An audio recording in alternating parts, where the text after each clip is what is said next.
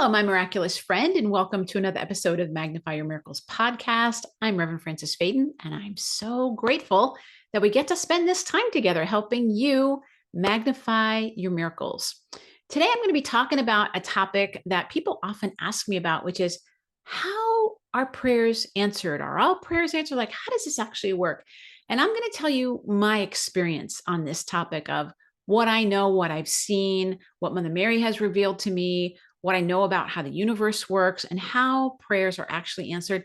And I think you might be a little bit surprised as to what you find out today. And again, this is my take on it. I'm not saying this is the truth. This is just what I've seen and what seems to make the most sense to me. And I'd love to know what you see and what you see happening in your own life. But before we do any of that, let's take a few deep breaths together. And just give ourselves the time and space to really bring ourselves into this moment so we can really be open and receptive to whatever we might be hearing. And as we focus on our breath, letting go of all the things that might be happening, giving ourselves the gift of being in this present moment. Knowing that whatever you need to hear to help you magnify your miracles is exactly what you're going to hear. Let's take one more deep breath together in gratitude, and we can begin. All right, my friend. Well, welcome back to the Magnify Your Miracles podcast. And have you ever wondered, like, how does this whole prayer thing work? How do people, if I pray, what's happening? And it's really interesting to me that the world of manifestation and the world of prayer and meditation are really becoming more and more linked, and we're seeing a lot more crossover. Now, I think it's always been there, but we're starting to see a lot more crossover happening where it's like, oh, I think that I just read that in a book about the quantum field. Oh, I think I just read that in a book about prayer. And we're reading the same types of things. So here's what I know is, let's say you say a prayer, right? And your prayer is, you say a prayer and you're like, oh, I'm praying for my child who has this challenge to not have this challenge, or whatever it might be. So that could be anything. It could be a health challenge, could be whatever it is. So you're praying and you're like, God, please help me.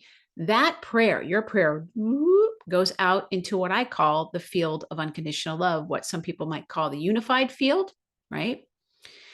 And then the universe looks to see, like, who's open to being the answer to that prayer. And the next thing you know, you're walking along and like you get a download and you're like, you get a download for the solution to whatever that person's praying for. Now you think that that's just something for you. You just are like, I got that download. You don't recognize that your desires, the things that really matter to you, are actually your connection to that field of possibility. And so the thing that you really, really desire, I'm not talking about just your surface level wants, like the creature comforts that we all, think about. I'm talking about the real desires that you have. They plug you in directly into that field.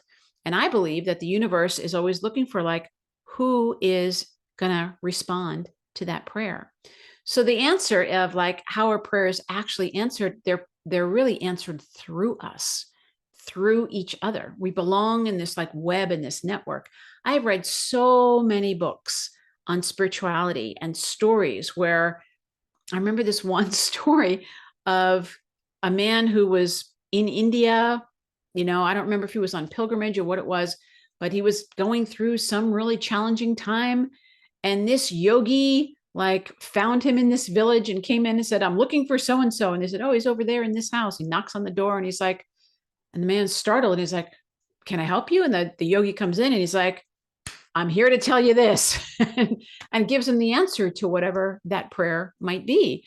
And the person goes, it's like, because that yogi is tapped in and is hearing the universe saying, oh, somebody has a question. Somebody needs to know something. I personally know a woman who is a Catholic nun, and she had this really pressing question about Jesus in India. Like, did Jesus go to India? Did he not go to India? And it was causing a lot of turmoil for her. It actually caused a lot of turmoil for her, so much so that she took a trip to India. And she was thinking, like, can I still be a Catholic nun? I don't know, because I'm starting to believe that maybe some of what I taught me or what I was taught isn't 100% the truth. And she went on this trip to India. And I remember her telling me the story that a similar thing happened where she was in a village somewhere and a holy man came up to her and said, I'm looking for the woman from Chicago. And they were like, we're in India. He's like, I'm looking for the woman from Chicago. And she was like, I'm from Chicago.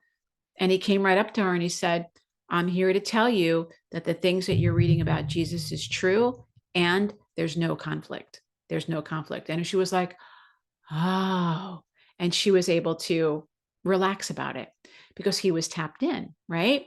So here's her energy, this heart's desire. She's like, I really want to know what the truth is. That's going out into the universe. It's going out into the field of possibility. It's going out to what I call the energy, the field of unconditional love.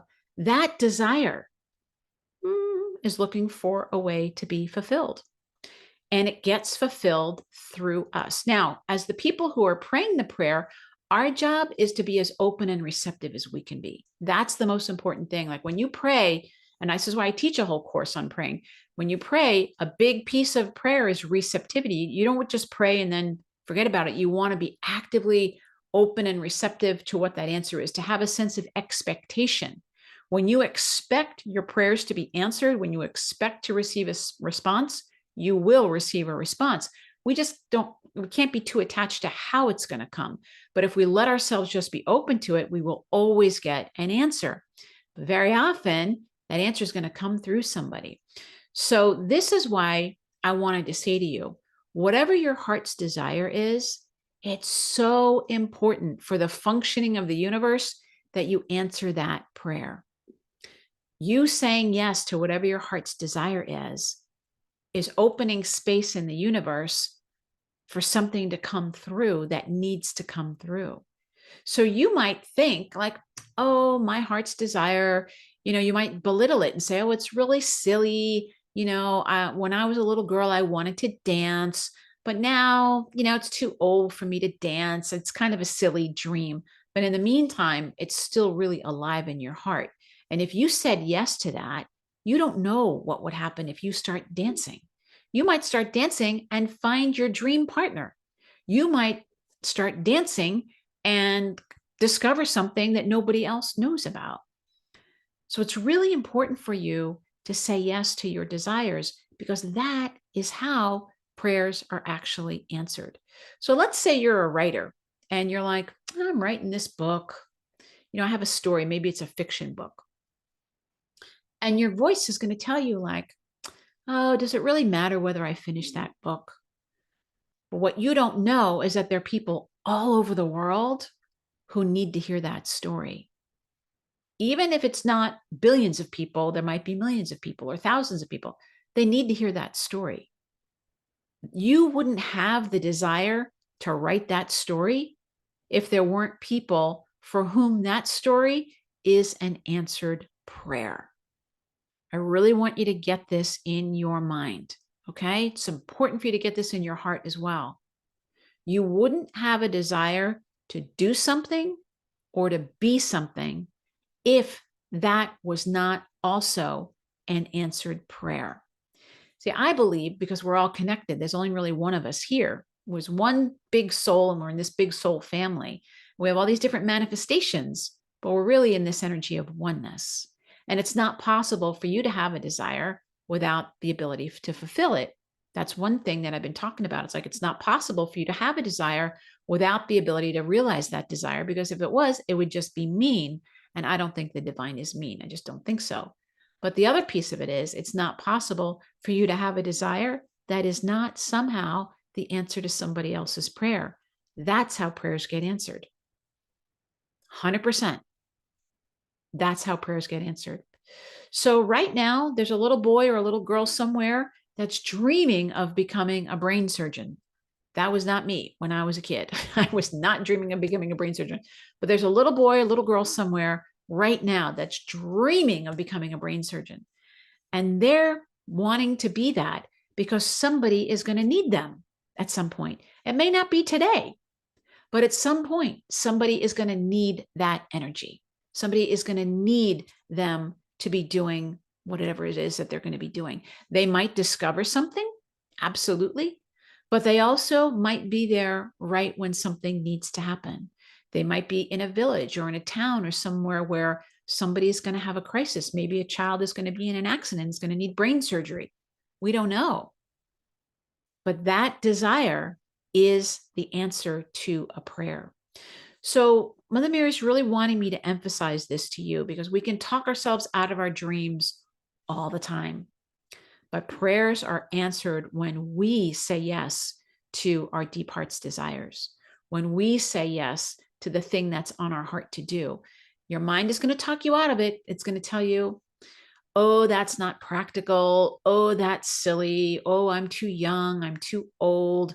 People that look like me don't do those kinds of things, whatever. And that's just your mind trying to keep you safe, is all that is. When you say yes, yeah, I'm going to act on that. You have no idea how many people are going to be blessed by that. Now, I'm not saying that you should do it for other people. I'm trying to get you to understand that right now, the prayers that you're saying, those answers are going to come through other people. Let's say that you have, maybe you have a health condition, right? You have a health condition and you've been praying and praying. This just happened to me. I'm praying about a health condition. And I'm like, Divine Mother, I really want to find a natural solution for this health condition. And lo and behold, I come across Dr. Brooke Goldner, who I hope to get on the podcast one day, who's got this whole protocol that has been working wonderfully for me. And it's so easy to follow. Is it new information? No, it's not new information. But the way that she put it together in a way that I can understand and that thousands of people can understand. And it's really helping people. She has been the answer to my prayer. Now, did God come down and manifest next to me and hand me something? No, this not my prayer was answered because it became in my awareness. My best friend said to me, hey, have you ever heard of this doctor? She's helping people heal from autoimmune conditions. I said, no, I've never heard of her. And I didn't even think I was going to be able to do it. And I've been doing it. And it's been the thing that has turned my health around in amazing, powerful ways. It's so simple and it's so easy. And I'm so grateful that she said yes. And I'll be talking more about her. I'm going to see if I can get her, like I said, on the podcast. So right now, I'm going to ask you, what is the thing that's on your heart to do or to be? Whatever it is, it's the answer to a prayer. I want you to hold it that way. This is how prayers are answered. People pray, your prayer goes up into the field of energy is looking to see who's open. And then you get this feeling in your heart like, oh, I really want to do that because you're open and receptive. And you have this feeling of like, I really want to take this trip, or I really want to go here. I really want to do this. And you have no idea. But behind the scenes, Divine Mother is orchestrating all these things so that you end up being a channel of blessing for people. Now, I don't know if that's important to you. You might not want to be a channel of blessing. I know I do. I want to be a channel of blessing to as many people as I can possibly be. It's one of the reasons I've been doing my healing channeling calls, because I love seeing so many people touched by the energy of spirit and to have that kind of healing vibration. So it's something that I said yes to. I said no to it for a long time because I was scared. I was like, can I do that? I don't know that I can do that. But I said, I'm going to try it. Let me see if I can do it. So I've been doing it. I've done 3 of them so far. And I keep getting emails from people saying, oh my God, that was the most powerful healing experience that I've had. If I hadn't said yes to that, people wouldn't be having that experience. They might still be struggling. They still might be wondering, is it possible for me to heal on whatever level? Okay, but I'm saying yes to that. And so I'm becoming a channel for answered prayer. You can do this too. And in fact, I think this is the reason why we're all here on the planet. We're all here to be channels to answer someone's prayer. I believe that 100%. And it's not complicated, and it's happening every day, all the time. You don't know that when you're going to the post office and you put money in the meter and Then you leave and there's 20 minutes left on your parking meter. Somebody comes in that maybe they didn't have any change in that day. You just answered that prayer. You don't even know how you're doing it. You're just living your life and you're saying yes to whatever's going on with you. So I'm going to give you this little bit of an assignment as if you're my coaching client. I'm going to give you this assignment and I'm going to say to you, pay attention. Pay attention to your prayers and pay attention to the things that arise within you. Pay attention to the urges or the nudges that you get and see if you start to notice that, oh, yeah, I had this feeling to stop by my friend Sue's house, and Sue happened to be having a really hard day. Or I just had this feeling to clean out my closet, and I took a bunch of stuff down to the Goodwill, and there was a woman there that was needing a new outfit to go, on an interview. You're following your urge to like clean out your closet, but you're answering somebody's prayer. This is how it works, my friends. It's not complicated, but at the same time, it's miraculous. It's really miraculous. We live in the field of unconditional love all the time. And the more that we recognize it and the more we listen to those urges, the more we become somebody's answered prayer. So I'd love to know if this makes sense to you and if it resonates with you, and what have you noticed about your prayers being answered and about the times that you have been the answer to somebody's prayer. I'd love to hear about that. And if this episode if this episode has been beneficial, I should say, I would love if you could share it with anybody that you know that might benefit from it. Share it on social media. And if you can, leave me a review. That helps me probably more than anything else. You can leave your comments down below because I always love to interact with you and know what your thoughts are and to answer any questions that you might have. But please know, my friend, that the key to magnifying your miracles is what? It's knowing that your miracle is already here. God bless you, my friend. Bye-bye.